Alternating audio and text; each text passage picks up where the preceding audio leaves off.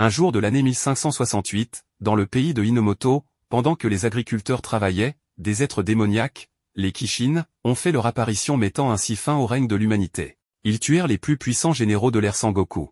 Pour préserver la liberté de l'humanité, une ligne de défense infatigable se dresse devant eux, les clans de Bushi. 150 ans plus tard, l'humanité voit un culte aux démons qui les avait envahis. Musashi est un adolescent travaillant dans des mines ne conçoit pas l'idée de devenir mineur pour les Kishin comme ses autres camarades. Pendant les cours, on leur apprend l'adoration des Oni et le mépris des Bushi désignés en tant que monstres sanguinaires. Musashi est un ami d'enfance de Kojiro, lequel était descendant de Bushi. Tous deux s'amusaient à s'entraîner au maniement du sabre. Le père de Kojiro leur racontait des histoires de Bushi et il rêvait de le devenir un jour. Aujourd'hui, Kojiro vit en paria, à cause de ses origines. Aujourd'hui, Musashi va bientôt partir pour devenir officiellement mineur, son apprentissage étant terminé. Il rend une dernière visite à Kojiro, lui disant qu'il prévoit toujours secrètement de devenir Bushi et former leur clan de Bushi. Kojiro n'en croit toutefois pas un mot et affirme que tout ce que son père leur a dit n'était que des mensonges. Il lui dit aussi que s'il croyait vraiment à ces histoires, pourquoi a-t-il alors rejoint l'école des mineurs? Furieux, Musashi part en lui disant qu'il deviendra Bushi sans lui.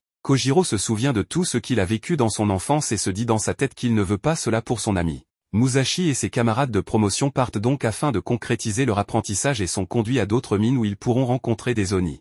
Passant un portail, ils découvrent cependant avec horreur que les Oni esclavagisent les humains et massacrent les récalcitrants ou ceux qui ne sont pas assez performants au travail. Pendant que ses camarades tremblent de peur, Musashi qui n'est pas du tout surpris décide de se rebeller et de combattre, mais on lui a pris à l'entrée sa pioche géante habituelle avec laquelle il s'était habitué à travailler et indirectement s'entraîner pour combattre. Pendant ce temps, Kojiro voit que Musashi a oublié chez lui sa sacoche, et il y trouve un carnet de notes de son ami qui étudiait vraiment les arts martiaux en même temps qu'il piochait durant sa formation. Musashi se fait malmener par les Oni mais cela ne l'empêche pas de toujours revenir à la charge. Il se fait capturer par le Oni qui allait lui porter le coup de grâce, quand soudain arrive Kojiro qui le sauve juché sur une moto, désigné par les gardes comme Bushi la monture d'acier Kitetsu. Il restitue à Musashi sa pioche géante et se joint à lui au combat. Musashi espérait bien que Kojiro l'aurait rejoint, l'aventure aurait été bien insipide sans lui. Musashi utilise les techniques apprises pour tuer plusieurs Oni de même que Kojiro. Après les avoir tués, le chef des Oni, le Kishin approche. Kojiro et Musashi montent sur la moto et foncent en direction du Kishin. Sur la route, Musashi tue d'autres Oni. Musashi et Kojiro tombent sur le Kishin et ils l'affrontent. Musashi le tranche en deux mais le Kishin se reforme. Des contremaîtres offrent un certain minerai au Kishin et il les dévore. Il se mute alors en Tengu des flammes des enfers géants qui est sa véritable apparence. Le Kishin tente de les écraser mais il lui échappe mais il tombe de leur moto et Musashi tombe puis s'évanouit. Le Kishin attrape le katana de Kojiro qu'il veut dévorer, mais le jeune homme refuse de lâcher, bien que ce sabre lui a valu tant de discrimination et de moquerie par le passé de la part des autres qui le pointaient du doigt pour ses origines Bushi. Il ne peut oublier les enseignements de son père concernant la nature démoniaque des Oni et le but noble des Bushi dont le sang coule dans ses veines. Kojiro ne peut abandonner son arme, symbolisant l'honneur des Bushi et le souvenir de son père ainsi que les bons moments qu'il a passés avec lui. Le Kishin finit par le lui dérober et le manger. Musashi se réveille, se jette sur le Kishin et l'escalade. Il tente de percer le ventre du Kishin mais il est très résistant. En mobilisant toute sa force et ses capacités de mineur, il pioche dans le ventre du Kishin, perçant un trou dedans. Musashi en ressort avec le sabre de Kojiro et le lui remet en disant qu'il sait que c'est son plus précieux bien. Kojiro, qui était alors hésitant à s'engager avec Musashi sur la voie du Bushi, se décide à se lancer avec lui. Soudain, un château ambulant peuplé de Bushi du clan Takeda pénètre dans la mine en brisant la barrière qui la protège. Le chef des Bushi dit à Musashi et Kojiro de libérer les lieux mais il refuse en disant que c'est lui qui a ouvert le ventre du Kishin quand soudain le Kishin se régénère. Un régiment de Bushi mène l'assaut mais Musashi refuse cependant de rester en retrait et de se faire piquer son tout premier trophée. Il s'occupe des Oni qui protègent le Kishin. Les Bushi Takeda étaient venus au départ récupérer un Shinkaku. Takeda Naotora, le chef du clan, est amusé toutefois de voir Musashi persister et se demande ce qui le pousse à vouloir tuer le Oni.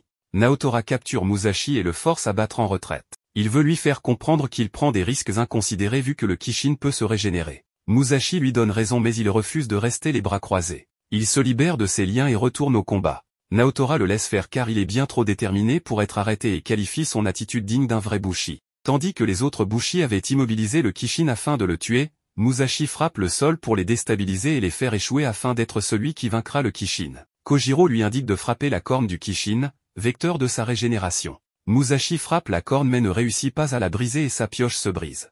Alors que le Kishin allait répliquer et tuer Musashi, Naotora s'interpose et tranche la corne du Kishin. Le corps du Kishin se désintègre et les Bushi absorbent ces poussières qui augmentent leur pouvoir. Kojiro est ému de voir que les Bushi ne sont pas les horribles monstres qu'on leur a décrits toute leur vie et que son père avait raison. Musashi reste toutefois dépité que Naotora lui ait ravi sa proie et, Naotora le taquinant, il explose et crie sa colère. Mais Naotora lui reconnaît son audace et lui remet un collier en guise de consolation. Le soir Musashi remarque sur la pierre du collier l'insigne de la province d'Aki, ainsi qu'un kaléidoscope à l'intérieur, qui représente la scène que celle peinte sur le parchemin Bushi en possession de Kojiro. Musashi suppose que la pierre sert à repérer les Oni. Ils lisent quelques autres passages du parchemin, mentionnant la chute des Bushi qui ont combattu les Oni, ainsi que le nombre de Kishin résidant à Inomoto. Le parchemin évoque aussi le grand unificateur, la personne qui saura vaincre les Oni et réunifier le pays. Musashi part alors retrouver Naotora et lui annonce qu'il a compris que ce qu'il veut, est de vaincre les Oni et réunifier le pays, ce que Naotora confirme. Mais Musashi dit qu'il sera le premier à réaliser cela en devenant plus puissant. Le jour suivant, Musashi et Kojiro quittent pour la première fois le domaine où ils habitent et partent en voyage sur la moto de Kojiro. Musashi et Kojiro commencent leur voyage, mais au bout de plusieurs jours, leur détermination s'effrite d'autant qu'ils arrivent à court de vivres. Kojiro se met à la pêche et met au défi Musashi de se rendre utile. Une fille attaque Kojiro et le dépouille pendant l'absence de Musashi. Musashi se bat contre elle, qui se révèle plus fort qu'elle. Elle emploie plusieurs techniques mais elle n'arrive à rien. Elle tente alors de lui faire du charme, ce qui ne marche pas contre Musashi contrairement à Kojiro. Alors qu'elle s'apprête à utiliser son arme de Bushi, soudain une sirène retentit et la fille s'en va en réquisitionnant la moto de Kojiro. Elle rentre chez elle et rejoint le seigneur des lieux, Kosameda Hideo, chef du clan Bushi Kosameda, qu'elle affectionne beaucoup. Nommée Hattori Tsugumi, elle aspire à le servir au mieux mais celui-ci ne la manipule que pour son intérêt personnel. Musashi et Kojiro s'y rendent en courant afin de récupérer leurs affaires. Ils pénètrent dans le château et c'est Tsugumi qui les accueille comme si de rien n'était et leur fait visiter la ville abritée derrière le château. Elle leur apprend que les châteaux de Bushi peuvent même se déplacer par la voie aérienne. Les habitants soutiennent les Bushi et chaque clan forme une grande famille. 2 enfants viennent s'amuser avec Tsugumi, jouant à la bagarre. Elle passe ensuite le relais à Kojiro puis discute avec Musashi. Elle lui apprend qu'elle n'a plus aucun membre de sa famille originelle ici. Elle a grandi dans l'admiration de sa grande sœur Tsubame, qui était Bushi et qui est morte au combat. Musashi lui témoigne son empathie étant dans la même situation qu'elle. Hideo convie Musashi et Kojiro à un dîner avec lui. Il observe alors que la moto de Kojiro, qu'il désigne comme un cheval de fer, est d'une grande qualité, signe qu'elle a appartenu à un Bushi ayant vaincu de puissants Kishin. Il leur propose de rejoindre ses rangs pour combattre ensemble et partager le Kitetsu. Mais ces 2 derniers ignorant de quoi il s'agit, Hideo ordonne à Tsugumi de les faire enfermer et elle les enchaîne aussitôt. Il soupçonne Musashi et Kojiro, qui détiennent un cheval de fer fait de Kitetsu, d'en cacher davantage en leur possession. Hideo blâme ensuite Tsugumi pour son échec, elle qui devait ramener de puissants Bushi et des sabres Kitetsu afin de renforcer leur rang. Il lui rappelle l'importance de protéger les terres que le seigneur Tokugawa leur avait confiées. Il dit qu'il déclare une mobilisation générale lorsqu'ils seront face à une attaque. Tsugumi tente de s'opposer à cette décision, mais elle laisse tomber. Tsugumi retourne voir Musashi et Kojiro en prison et leur explique que le Kitetsu est l'acier Oni qui est extrait du corps des Oni et qui sert de minerai magique pour les Bushi.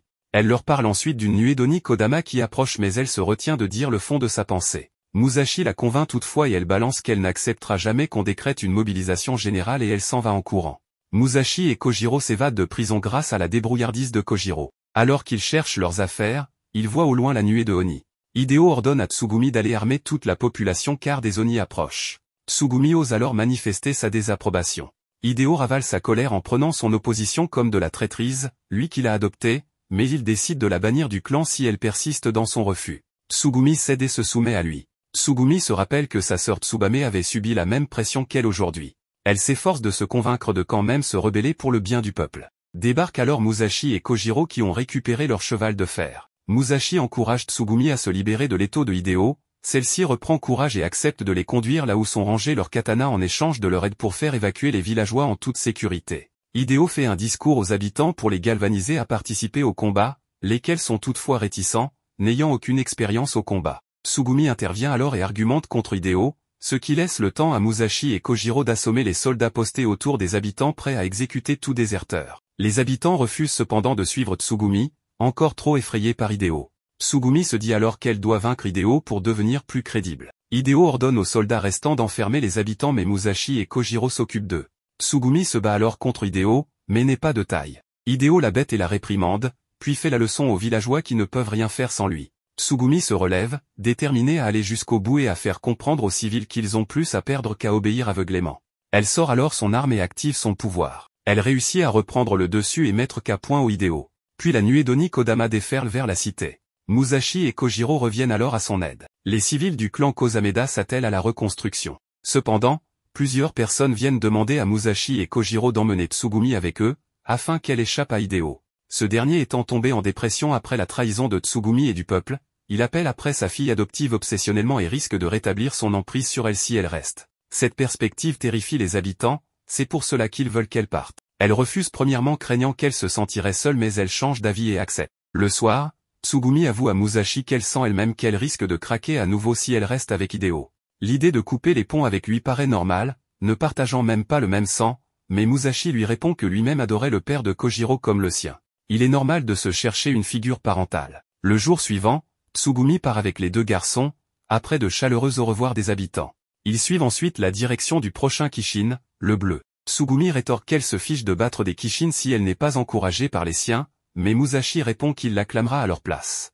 Plus tard, Tsugumi se met à coller Musashi et se dévêtir devant lui, laissant Musashi dans l'embarras. De plus, il ne peut avouer que son secret est son attrait pour les femmes plus âgées, notamment ses enseignantes auparavant. Kojiro reste dans l'incompréhension et la colère, lui qui complexe à l'idée de n'avoir absolument aucune expérience avec les filles, à cause de son statut de bushi qu'il a toujours tenu à l'écart. Il croit même que Tsugumi le sent et l'évite à cause de ça. Puis Tsugumi leur avoue qu'elle a fait tout ça en espérant nouer une amitié avec eux, n'ayant aucune idée de la manière de se comporter avec des inconnus. Si elle évitait Kojiro c'était parce qu'elle craignait de l'avoir mis en colère pour lui avoir manqué de respect durant leurs premiers échanges. De plus, sa sœur lui avait conseillé quand elle se sentait en difficulté de se déshabiller. Les deux garçons compatissent et lui disent qu'elle n'a pas besoin d'en faire autant, qu'ils la considèrent déjà comme une amie. Le lendemain, un Oni tente de voler le sabre de Kojiro. Musashi le poursuit et tente de l'arrêter en vain. Il arrive à une partie de la vallée avec planté au sol des dizaines de sabres et un homme. Ce dernier l'invitait à prendre un katana s'il veut réussir à arrêter l'Oni,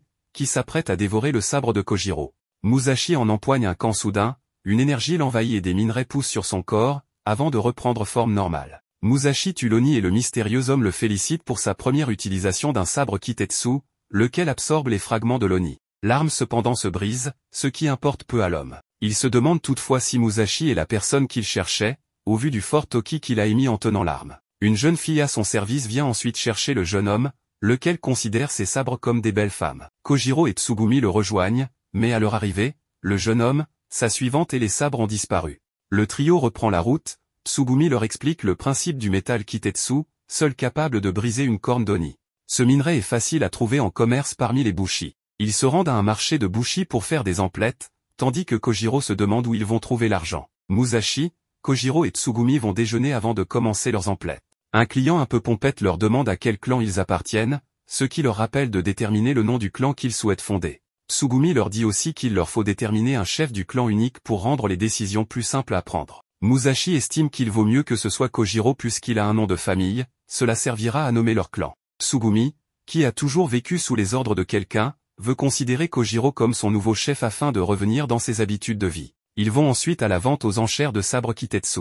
Là, Osafune Mitsuru, forgeron en chef du clan Ryuzoji, explique à Musashi que la première enchère d'un sabre Kitetsu symbolise pour les jeunes hommes le passage à l'âge adulte. Tsugumi remarque que Musashi est charmé par Mitsuru, alors qu'il n'a pas réagi du tout quand elle s'est dévêtue devant lui. Musashi et Kojiro choisissent parmi les sabres proposés l'Anma no Odashi et le Reku Yaezakura. Ils doivent ensuite passer l'épreuve du sabre, en les empoignant, l'arme décide elle-même si elle estime le bushi digne d'elle. Ainsi, Musashi et Kojiro se sentent envahis par l'énergie du sabre. Kojiro réussit et voit que d'autres participants y arrivent mais il dégage une aura d'une couleur différente. Mitsuru lui explique qu'il existe 5 types d'aura, qui influencera le pouvoir que le sabre octroiera à son détenteur. Kojiro a une aura bleue, la plus répandue, tandis que l'aura rouge est la plus prisée parmi les bushi. Musashi de son côté a une vision de la mort du père de Kojiro, Jise, exécuté par écartèlement. Puis il voit une fille qui lui parle sans émettre de son, avant de dire qu'elle n'a pas besoin de lui. Soudain, Musashi dans le monde réel, émet une aura noire, des minerais sortent de son corps, avant qu'il lâche l'arme.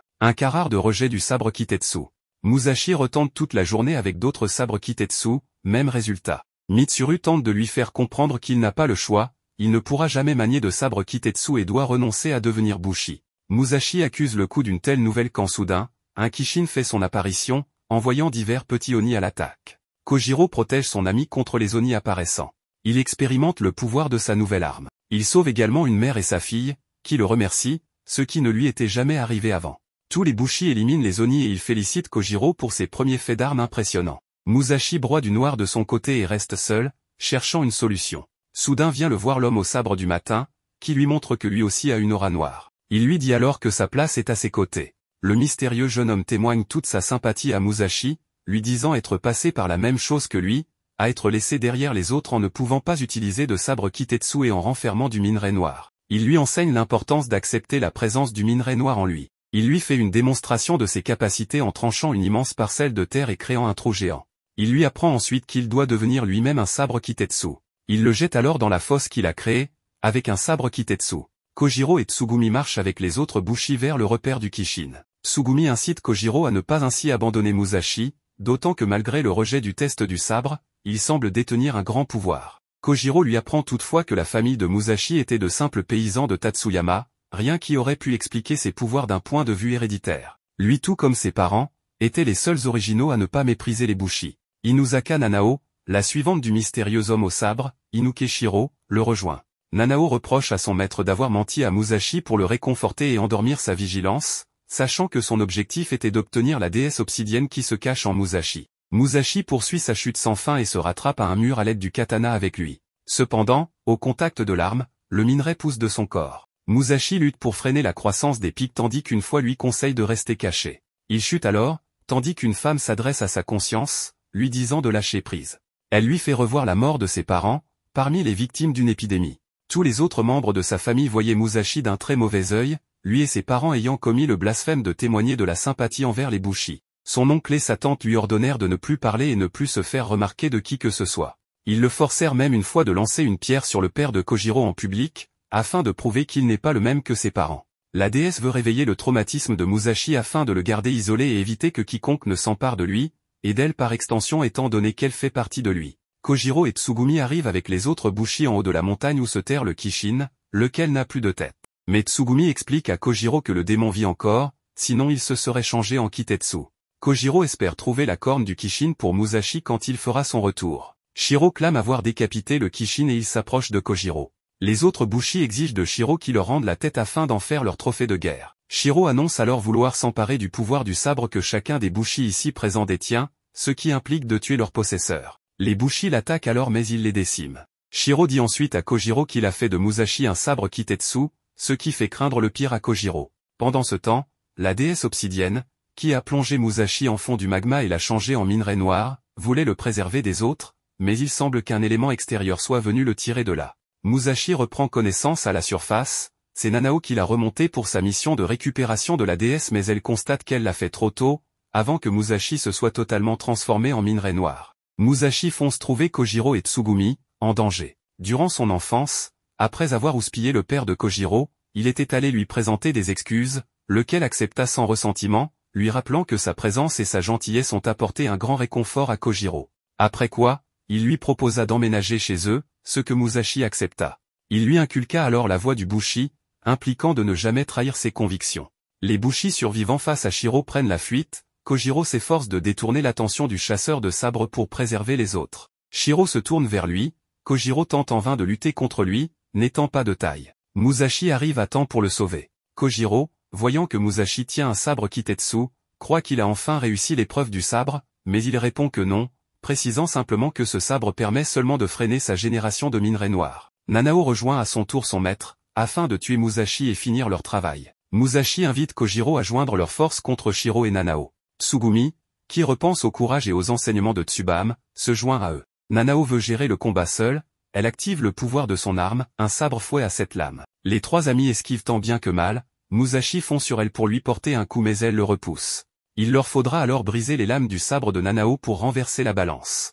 Kojiro, Musashi et Tsugumi se séparent. Nanao vise Musashi et l'attaque. Tsugumi se sert du pouvoir de son sabre afin d'immobiliser la lame envoyée par Nanao, ce qui permet à Musashi de briser l'arme de Nanao. Shiro se joint à la partie, ce qui angoisse Nanao qui assure pouvoir gagner seul sans avoir besoin de combattre ensemble. Shiro lui rétorque qu'il n'a jamais eu l'intention de combattre avec elle et veut régler les choses seul. Shiro crée un champ de force autour de toute la zone et la fait décoller du sol tout en l'inversant de sens.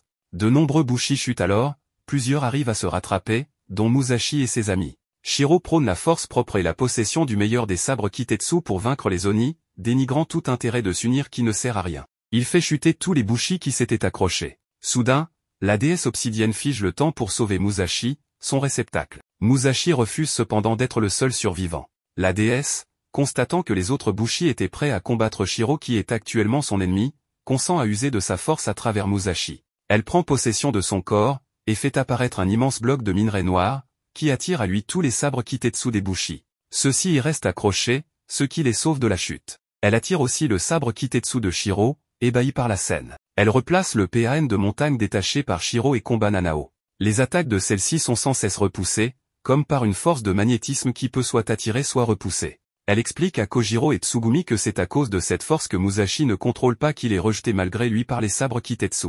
Cependant, la déesse épuise rapidement son pouvoir quand elle se manifeste dans le monde réel. Musashi ne peut donc pas emprunter longtemps son pouvoir, d'où l'importance d'allier pour l'épauler à ce moment. Avant de revenir à un état de léthargie, elle va emprunter la puissance du sabre Kitetsu de tous les bushi présents pour expédier Shiro et Nanao au loin. La déesse repousse au loin Shiro et sa garde du corps. Musashi revient ensuite à lui quand elle se dissipe. Musashi reste intrigué par les paroles de celle-ci, qui a mentionné Jise le père de Kojiro qui serait mort de son propre chef. Le sabre de Musashi se brise, son Tekai ayant été trop puissant pour l'arme. Les forgerons viennent remercier Musashi de les avoir sauvés et lui proposent de lui forger un sabre. Le corps du Kishin a été emporté par Shiro et Nanao, qui ne comptaient repartir les mains vides avant d'être expédiés au loin par la déesse obsidienne. Les bushi prennent ensuite un temps de recueillement pour tous les bushi morts. Tsugumi leur explique que la plupart des bushi pensent que leur sabre garde une part de l'âme du défunt possesseur, ce que Tsugumi ne partage pas. Bien que les sabres qu'elle utilise soient un souvenir de sa sœur, les morts disparaissent pour toujours.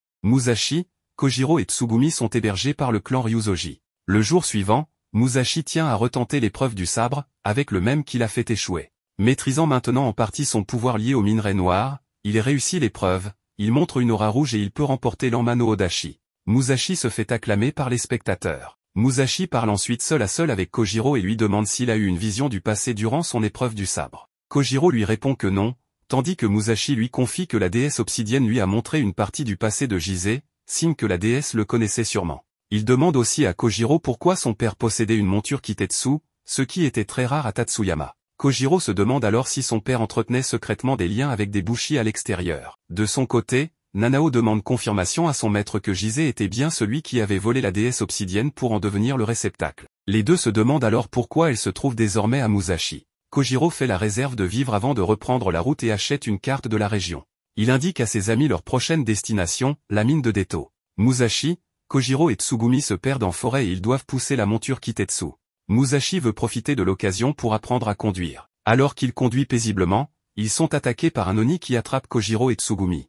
Il remarque qu'il y a une autre personne à l'intérieur de l'Oni. Musashi dégaine son arme et combat seul l'Oni puis détruit sa corne. Il libère ses amis et la troisième personne prise au piège. Il s'agit d'une jeune femme dont la beauté ne laisse pas indifférents les deux garçons. La jeune fille se réveille et remercie Musashi de l'avoir sauvée. Un serviteur arrive, l'appelant Kitetsu princesse Kitetsu. La fille demande à Musashi et ses amis de se présenter mais Tsugumi refuse et la demande de se présenter en premier. Les deux se présentent, Michiru, fille de Nobumitsu fille du chef du clan Saruwatari allié au clan Uesugi. Tous deux se dirigeaient vers le port de Harima pour une bataille. Ils les transportent dans leur char Kitetsu et embarquent leur moto aussi. Mais durant le trajet, Musashi remarque l'air sombre de la princesse et tente de briser la glace mais elle reste mutique et c'est son serviteur qui répond pour elle. Ils viennent de Biku pour aller combattre un Kishin. Leur char a un accident, Musashi et Michiru se font éjecter. Michiru les sauve de la chute à l'aide de son sabre Kitetsu. Musashi lui demande pourquoi elle parlait si peu, elle lui avoue être très peu à l'aise avec les autres. Quand il lui parle de la destination de son équipe vers l'est, Michiru lui fait comprendre que c'est peine perdue en lui montrant au loin vers un Kishin gigantesque, formant un immense mur noir et qui gagne du terrain. Il s'agit du tout premier Kishin apparu à Inamoto, qui s'est nourri depuis ses 150 ans de minerai noir. Il est appelé le Kishin noir. 5 clans Bushi majeurs cherchent actuellement à nouer une alliance en vue de le vaincre un jour. Pour cela, éliminer le Kishin de l'île d'Awaji demeure une étape importante. La princesse et son serviteur les laissent une fois sortis de la forêt. Les trois amis consultent ensuite le parchemin Bushi de Kojiro. Tsugumi remarque le sceau apposé dessus du clan Uesugi, ce qui implique que Jise ait pu en faire partie. Les clans mineurs à Harima se rassemblent et s'inscrivent pour la bataille contre le Kishin. Nanao, elle-même est à Harima, fait quelques emplettes. Elle est ensuite contactée par le biais de minerai noir en elle par les 8 membres de la confrérie de l'obsidienne à laquelle elle appartient. L'un d'eux rappelle l'importance de ne pas laisser la déesse obsidienne entre les mains de Bushi qui pourrait leur révéler l'emplacement de trésors cachés qui nuiraient aux Oni et aux Kishin. Kojiro, Musashi et Tsugumi se rendent à Harima, où Kojiro espère en apprendre plus sur les origines de son père. Ils approchent et Musashi s'extasie devant la mer qu'il voit pour la première fois de sa vie. Alors qu'il profite de la vue imprenable, Tsugumi aperçoit une forteresse de l'autre côté avec l'emblème Uesugi. Excités, ils décident de la vérifier, mais leurs espoirs sont anéantis lorsqu'ils se voient refuser l'entrée et se font dire que le seigneur est trop occupé à préparer la bataille pour rencontrer des bushi comme eux. En regardant autour, ils remarquent le grand nombre de membres de l'Alliance à proximité. Lorsqu'on leur demande à quel groupe ils appartiennent, Musashi déclare fièrement qu'ils font partie du groupe Kenaki, tandis que Kojiro ajoute qu'ils ne font pas partie de l'Alliance Uesugi. Cela leur vaut des regards hostiles des autres bushi et Naoe, le garçon en charge, décide de les appréhender pour découvrir qui ils sont. Tsugumi et Kojiro se retrouvent acculés et Musashi tente de s'enfuir, mais est arrêté par un bushi au hasard qui le fait tomber d'un coup de pied en le traitant de faible. Une monture Kitetsu, ressemblant à un hélicoptère, descend portant l'emblème Uesugi et tout le monde s'incline sauf Musashi et Kojiro qui ignorent la signification. Naotora émerge de monture, surprenant Musashi. Naotora fait semblant de ne pas le reconnaître au début, le taquinant avant d'admettre qu'il se souvient de Musashi. Irrité, celui-ci le traite de crétin, ce qui amuse Naotora, soulignant leur rapport unique. Le statut estimé de Naotora en tant que leader du groupe Takeda, l'un des 5 grands généraux, impressionne Musashi et Kojiro, tandis que d'autres s'interrogent sur l'attitude informelle de Musashi envers Naotora. Naoe ordonne que Musashi et ses amis soient emprisonnés, mais Naotora les sauve en prétendant qu'il travaille pour lui et promet de gérer les problèmes qu'il pourrait causer. L'un des hommes de Naotora fait taire Musashi alors qu'il voulait nier cela. Naotora est escorté pour rencontrer le seigneur Uesugi. Musashi insiste pour voir aussi le seigneur Uesugi, mais Naotora refuse. Les membres du groupe conduisent Musashi et ses amis à leur logement. Tsugumi se demande qui ils sont et Musashi explique qu'ils ont autrefois aidé à sauver leur ville natale. Yamamoto, l'un des guides, examine le parchemin qu'ils ont apporté pour montrer à Uesugi. Sanada grogne à propos de ne pas pouvoir garder Naotora et devoir surveiller Musashi à la place. Tsugumi s'attend à ce que Musashi riposte, mais il reste calme et remercie Sanada. Musashi chuchote à Kojiro leur stratégie pour se rapprocher du seigneur Uesugi par le biais du groupe Takeda, ce que Kojiro apprécie. Cependant, Yamamoto explique qu'ils ne verront pas le seigneur Uesugi parce que les bushi ne font pas confiance aux étrangers, surtout aux Uesugi. Musashi veut poser des questions sur le père de Kojiro, mais Yamamoto rejette cela en disant que les Uesugi ne font confiance qu'à leur propre famille. Tsugumi comprend, se rappelant l'importance de l'honneur familial dans son clan. Kojiro se sent triste de ne pas connaître sa famille, mais Musashi le rassure qu'ils découvriront le passé de son père. Malgré tout, Sanada les avertit de ne pas s'infiltrer, disant qu'ils pourraient être entraînés dans le combat contre les Kishin. Musashi répond sans inquiétude qu'ils peuvent gérer cela, mais Sanada leur montre la différence entre les Kishin qu'ils ont combattus auparavant et les Kishin sur l'île Awaji, qui sont 10 fois plus grands. Kojiro et Musashi paniquent en entendant à quel point Yamatano Orochi est puissant, l'une des grandes progénitures du Kishin noir. Yamamoto explique qu'ils doivent abattre Orochi pour vaincre le Kishin noir car il se nourrit de ses enfants pour devenir plus fort. C'est pourquoi ils sont après Orochi, une tâche qui n'a pas été accomplie depuis 150 ans car elle est extrêmement dangereuse. Elle les avertit de rester loin de cela. Malgré les avertissements de Kojiro de rester en sécurité, Musashi reste obstiné, déterminé à trouver le seigneur Uesugi. Tsugumi, utilisant son lasso, le projette dans la forteresse Uesugi. Émerveillé par sa taille, Musashi rencontre un homme assis sur le toit. Ils discutent du château impressionnant et des bushi, et l'homme révèle qu'il se rappelle toujours de sa famille qui l'attend avant la bataille. Musashi demande s'il est un bushi et l'homme répond cryptiquement techniquement, questionnant l'âge de Musashi et exprimant son désir de protéger les jeunes bushi comme lui des dangers, surtout dans la bataille à venir. Ensuite, il met son manteau, laissant Musashi se demander quelle est sa véritable identité. Naoe arrive et s'adresse à l'homme en l'appelant seigneur, révélant ainsi qu'il s'agit du seigneur Uesugi. Musashi est sur le point de parler lorsque Naoe l'interrompt, révélant Musashi comme un intrus. Musashi essaie d'expliquer, mais l'attitude du seigneur Uesugi change et Naoe déclare que l'intrusion est un motif d'exécution. Musashi panique, mais le seigneur Uesugi montre de la clémence en raison de l'association avec Naotora, ordonnant que Musashi soit emmené aux casernes comme punition et enrôlé dans le service. Les amis de Musashi s'inquiètent de leur sort. Kojiro craint de mourir sans connaître sa famille, mais Musashi les rassure, insistant sur le fait qu'ils trouveront des indices sur son père à l'intérieur du château. Tsugumi craint qu'ils ne deviennent des proies pour les Kishin, mais Musashi promet qu'ils élaboreront un plan ensemble. Cependant, leur plan est perturbé car on leur remet des robes à porter et ils sont séparés. Musashi se prépare mentalement en entrant dans sa chambre assignée, déterminé à ne pas être méprisé. Il sourit, utilisant sa capacité spéciale à lire la pièce et à en déterminer la hiérarchie, une compétence développée grâce à son éducation difficile. En observant les factions et leurs interactions, il réalise que c'est leur première véritable interaction et sa chance de s'imposer, façonnant sa future position parmi eux. Alors que les tensions montent parmi les bushi, l'un d'eux suggère audacieusement que le plus fort d'entre eux prenne le commandement. Certains autres, d'accord, recommandent le Bushi qui avait précédemment fait tomber Musashi. Ils se présentent tous les deux comme Katsumi, fils du chef du groupe Hamako, et le second Bushi se présente comme Akihiro du groupe Shimazu. Katsumi se moque de la lignée d'Akihiro, insinuant qu'il n'est peut-être pas le premier fils et qu'il a été envoyé au combat en raison de son éventuelle illégitimité. Le groupe Shimazu rit et traite le clan Hamako de faible. Akihiro riposte en questionnant les intentions de Katsumi, insinuant qu'il pourrait vouloir restaurer la gloire de son clan déchu à travers la bataille, ce qui exacerbe encore l'argument. Musashi observe jusqu'à ce que Michiru lui tape sur l'épaule, se révélant et exprimant sa préoccupation pour sa sécurité dans la bataille à venir. Bientôt, cela devient une querelle pour savoir qui deviendra le leader. Rassemblant son courage, Musashi décide de se lancer dans la course. Ils élaborent un jeu où les combattants utilisent le côté émoussé de leurs épées pour se battre, évitant ainsi de violer le code Bushi. La règle est que le dernier homme debout ou celui qui est expulsé de la ligne perd le duel. Le duel commence. Katsumi cible Musashi en premier, mais celui-ci bloque toutes les attaques de manière impressionnante, surprenant Katsumi. Akihiro attaque ensuite, mais Musashi dévie habilement l'attaque, choquant Akihiro. Les deux adversaires avaient sous-estimé les compétences de Musashi. Katsumi lance son attaque des 3 épées, mais Musashi parvient à bloquer chaque coup. Musashi ressent une vague de bonheur en mettant enfin en pratique ses techniques d'épée. Lorsque leurs épées s'entrechoquent, Katsumi s'émerveille de voir comment Musashi peut tenir le coup. Musashi répond simplement qu'il le peut, ravi de pouvoir enfin évaluer ses compétences en combat. En sautant dans les airs, Musashi vise un coup à Katsumi, qui le bloque, attirant l'attention des spectateurs. 2 filles encouragent Musashi, tandis que le groupe Hamako se demande qui il est, puisque le groupe Kaki est inconnu. Pendant ce temps, le groupe Shimazu est furieux et ordonne à Akihiro d'éliminer Katsumi et Musashi. Akihiro tente de frapper Musashi par derrière, mais Musashi esquive et Katsumi évite de justesse d'être touché. Le groupe Shimazu insiste pour qu'Akihiro dégaine sa lame cachée dans ses chaussures. Utilisant la lame dans sa chaussure, Akihiro donne un coup de pied à Musashi, l'envoyant s'écraser contre le mur. Musashi est choqué de découvrir cette tactique inhabituelle d'Akihiro. Confus, Musashi observe Akihiro tournoyer dans les airs, rendant ses attaques difficiles à prévoir. Les mouvements rapides d'Akihiro ressemblent à ceux d'une bête. Bien que Musashi parvienne à bloquer certaines des frappes d'Akihiro, ce dernier finit par le maîtriser, le projetant au sol à plusieurs reprises. Musashi réalise la force immense d'Akihiro alors qu'il défait à la fois lui et Katsumi.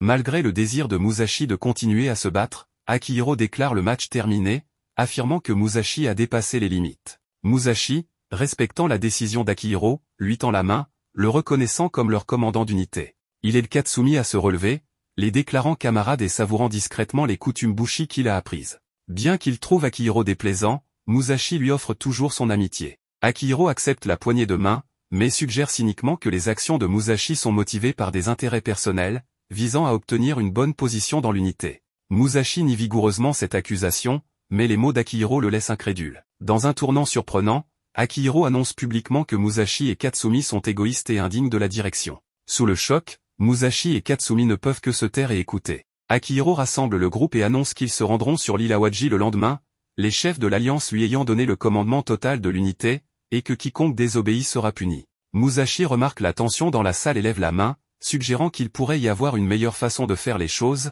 puisque tout le monde semble avoir peur de parler. Akihiro rejette l'idée, affirmant qu'ils doivent simplement suivre les ordres. Musashi n'est pas d'accord, disant qu'il croit en la communication ouverte entre les Bushi. Akihiro est dégoûté et met fin à la réunion. Musashi essaie de lui parler, mais ses camarades lui déconseillent, lui rappelant que les Bushi suivent les ordres sans poser de questions. Se sentant abattu, Musashi se précipite pour retrouver ses amis, seulement pour découvrir qu'ils profitent de leur nouvelle unité. Kojiro partage qu'il voulait initialement partir après avoir appris des choses sur son père, mais maintenant il pense que rester est le bon choix.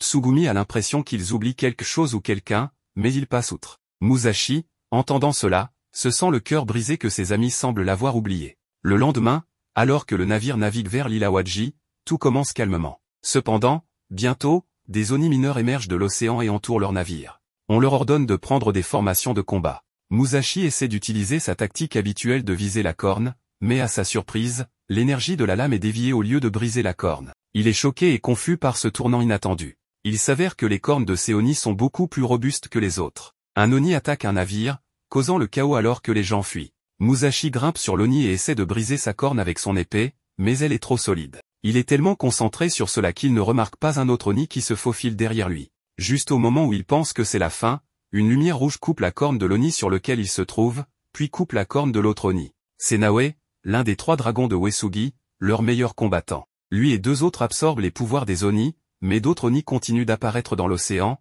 balançant les navires. Les gens commencent à avoir peur, mais Naoe leur dit de ne pas avoir peur, promettant qu'ils vaincront tous les Oni bientôt. Musashi essaie de les rassurer aussi, mais il n'écoute pas. Naoe utilise l'énergie de sa lame pour enchaîner les Oni ensemble, puis casse leurs cornes une par une, tuant tous les Oni. Les Bushi gagnent en confiance, croyant qu'ils peuvent gagner avec Naoe à leur tête. Musashi est stupéfait par la force de Naoe, qui inspire tout le monde à lever leurs épées ensemble. Naoe leur dit que briser les cornes des Oni est difficile, mais ceux qui veulent encore se battre doivent avancer.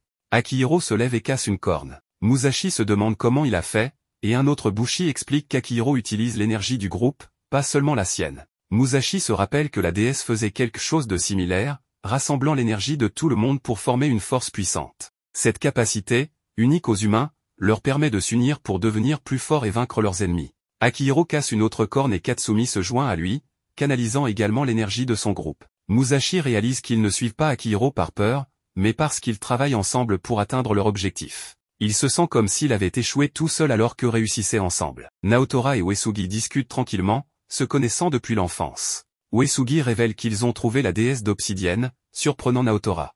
Il explique que s'ils peuvent exploiter son pouvoir, ils peuvent changer le cours de leur bataille, mais que leurs ennemis, en étant également informés, pourraient essayer de les saboter. Uesugi craint que l'ennemi ait des espions au sein de leur alliance et assigne Kuroko pour les trouver et les éliminer. Naotora décide de quitter la ville pour appeler des renforts. Musashi se sent embarrassé alors que le groupe se moque de son manque de coordination dans le combat à l'épée Kitetsu. Il réalise qu'il est le seul à ne pas être utile au combat et se sent honteux de demander à rejoindre la prochaine fois. Akihiro le qualifie de soldat inférieur et le groupe décide de l'ignorer. Certains suggèrent qu'il parte. Musashi se morfond, réalisant qu'ils ont peut-être raison. Cette nuit-là, Musashi se prépare à partir lorsque Katsumi le trouve. Katsumi lui conseille de rester, notant le soutien de Musashi malgré son embarras concernant son manque de compétences. Musashi est motivé par les paroles de Katsumi. Il remercie Katsumi puis lui demande pourquoi il veut diriger l'escouade. Katsumi partage que l'île Awaji était sa ville natale jusqu'à ce que les Oni envahissent, l'inspirant à la reconquérir. Musashi se demande alors ses propres raisons de se battre, réalisant qu'il n'a pas été utile et se sentant inutile. Pendant l'appel du matin et la vérification de l'unité, l'escouade d'Akihiro compte une personne en moins car Musashi est absent. Cependant, Musashi surprend tout le monde en se présentant, prêt à servir. Les filles et Mitsuru sont heureuses de le voir, bien qu'il ne soit toujours pas sûr de sa raison de se battre. Si c'est pour Kojiro et Tsugumi, il est prêt à supporter l'embarras et à continuer l'entraînement, remerciant Katsumi pour ses conseils. Alors que Musashi commence à s'entraîner à canaliser une lame Kitetsu, Katsumi devient sévère et autoritaire, lui criant dessus pour avoir mal tenu l'épée. Musashi est surpris car ce n'est pas le Katsumi d'où qu'il connaît. Pendant ce temps, Mitsuru les observe avec son voile, transmettant secrètement des informations en tant qu'espionne sur l'île Awaji. Un membre des Chiens Noirs, Yataru, discute de leur plan. Orochi, le Kishin, épuisera tout le minerai de l'île en 5 jours. Avant cela, il vise à acquérir la déesse d'obsidienne. Ils affichent l'image de Musashi, s'interrogeant sur pourquoi la déesse a choisi un hôte apparemment faible. Sa transmission est interrompue par Mitsuru, qui est en réalité la fille de Yataru. Il la félicite pour ses informations utiles sur l'alliance Uesugi et lui rappelle sa véritable mission, trouver et tuer l'hôte de la déesse d'obsidienne. Mitsuru accepte, cachant ses émotions conflictuelles. Mitsuru se remémore le désir de son père pour une arme capable et comment il a nommé sa 3000e fille après qu'elle ait manifesté une épée Kitetsu. Elle se sent obligée de suivre la mission de son père pour maintenir sa valeur mais lutte contre ses sentiments grandissants pour Musashi. L'entraînement de Musashi continue et Katsumi suggère qu'il essaie de pratiquer l'énergie de l'épée sur quelqu'un d'autre. Il appelle Mitsuru pour s'entraîner avec lui, sentant qu'il peut se connecter avec elle. Elle est heureuse qu'il lui demande de l'aide. Katsumi et ses subordonnés doutent que cela fonctionne, mais à leur surprise, Mitsuru parvient à lancer son énergie d'épée à Musashi, qui la capte. Tous deux sourient, mais soudainement, des cristaux noirs émergent de leur corps et leurs énergies fusionnent en un seul cristal noir qui commence à voler au-dessus de la forteresse, effrayant les gens en dessous. À l'intérieur du cristal, Mitsuru informe Musashi que son père est au courant de leur situation et qu'ils doivent s'échapper. Dehors, les Bushi luttent pour contenir le puissant cristal. Kuroko intervient, utilisant son énergie d'épée pour créer une cage autour du cristal, puis la rétrécit pour minimiser les mouvements. Les Bushi louent son habileté, la reconnaissant comme la maîtresse de la captivité dans le groupe Uesugi. Alors que la cage disparaît, Mitsuru et Musashi sont révélés. Les Bushi les entourent et le seigneur Uesugi et Kuroko s'approchent. Kuroko révèle que Mitsuru est suspecté dans l'incident d'espionnage impliquant les Chiens Noirs et suggère de les interroger tous les deux. Réalisant qu'il pourrait découvrir Musashi comme l'hôte, Mitsuru doit agir rapidement. Murmurant au seigneur Uesugi, Kuroko ordonne la détention de Mitsuru, ce qui provoque la protestation de Musashi. Cependant, Uesugi commande l'arrestation de Musashi, l'accusant d'être l'espion. Cela terrifie Mitsuru et choque Musashi. Déshabillé et attaché à une croix au centre de la zone, Musashi proclame son innocence, mais ses supplications rencontrent le silence. Kojiro et Tsugumi crient en défense de leur ami, promettant de le libérer. Pendant ce temps, Mitsuru observe à distance, jurant de sauver Musashi bientôt en utilisant le pouvoir du cristal noir. Elle libère le cristal dans l'intention de sauver Musashi mais tombe involontairement dans le piège de Kuroko. La réaction du cristal révèle l'emplacement exact de Yataru sur l'île Aji. Le seigneur Uesugi annonce leur plan d'assaut sur l'île, de vaincre le Kishin et de saisir la tête de Yataru. Alors que l'Alliance se rassemble pour l'assaut sur l'île, le seigneur Uesugi prononce un discours exposant leur mission de vaincre le Kishin noir. Il explique la formidable muraille défensive d'Orochi et la nécessité de couper ses 8 cornes pour assurer la victoire. Celui qui revendiquera une corne sera récompensé d'une ville par la famille Uesugi. Cependant, Naoe assigne le groupe de Musashi à des tâches de réserve jusqu'à ce que Musashi et Mitsuru soient blanchis, provoquant la colère parmi le groupe. Akihiro s'éloigne, déterminé à résoudre le problème. Pendant ce temps, Mitsuru sauve Musashi en neutralisant son garde.